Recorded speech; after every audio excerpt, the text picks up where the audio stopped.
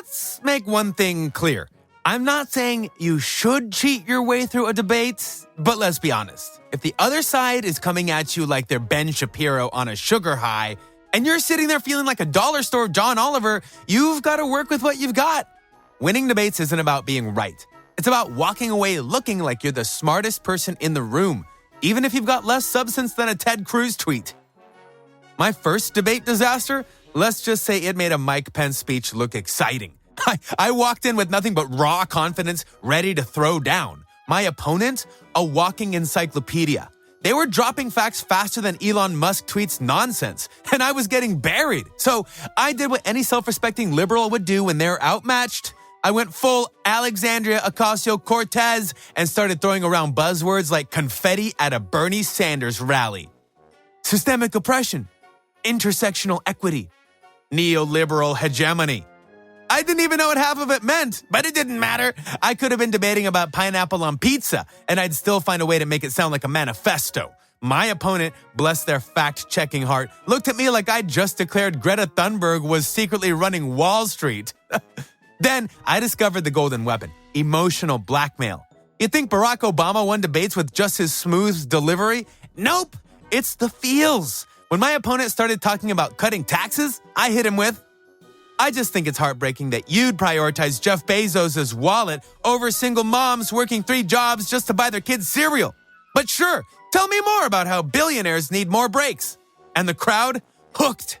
It didn't matter that I had no idea how to fix the tax code. I just painted my opponent as the evil villain in a Pixar movie. Point, me. But the true pièce de résistance? Hypotheticals. Oh man, this is where I shine. Once, I was debating someone about immigration reform. Some smug wannabe Ron DeSantis type. Ugh, he was all law and order until I hit him with this gem. Picture this, a refugee child. She's 5 years old. Her family was killed in a bombing. She's clutching a teddy bear and her only picture of her parents. She walks 1,000 miles to our border. And you're telling me you just slammed the door in her face? Really, Mitch McConnell? That's who you want to be today? The guy looked at me like he wanted to crawl under the podium. You don't just win the debate at that point. You own it. And let me tell you, the smug smile is an art form.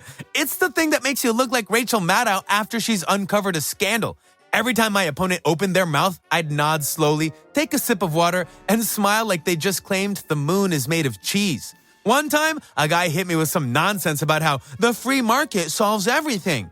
I took a slow sip, raised an eyebrow, and said, that's an interesting perspective. That's all.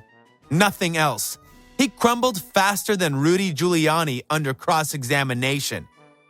But my real masterpiece? Fake stats. People love numbers. They don't even care if they're true. One time someone asked me for evidence, and I hit them with this.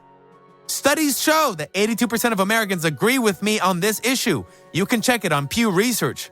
Was it real? Absolutely not. Did it work? You bet. My opponent looked like they were trying to decide whether to Google it on the spot or just concede. Spoiler, they conceded. And when the chips are down, blame the system. Nobody knows what the system is, but everybody hates it. What's your solution to inflation? One guy asked, smirking, like he was channeling Tucker Carlson's confused owl energy. It's not about inflation, I said, shaking my head like I was disappointed in humanity. It's about dismantling the corrupt system that created it in the first place. The audience went wild. Did I say anything useful? Absolutely not. Did I win? Oh, you better believe I did. Finally, you've got to stick the landing. Think Martin Luther King Jr. levels of inspirational, or at least try to sound like Joe Biden when he's in his we're better than this mode. I wrapped up one debate by saying, at the end of the day, we owe it to the future generations, to the Malala Yousafzais, the Amanda Gormans of the world, to rise above this pettiness and fight for something bigger than ourselves. The applause? Deafening. My opponent? Invisible. So, if you ever find yourself in a debate feeling more lost than Kanye West at a Taylor Swift concert, remember this. It's not about the facts. It's about the performance. Channel your inner AOC. Drop some buzzwords, sip your water like you own the place, and for the love of all that's holy, make it emotional. Because in the end, nobody remembers the argument. They remember who put on the better show. Oh, and before you go, Hit that like and subscribe. I know you want it.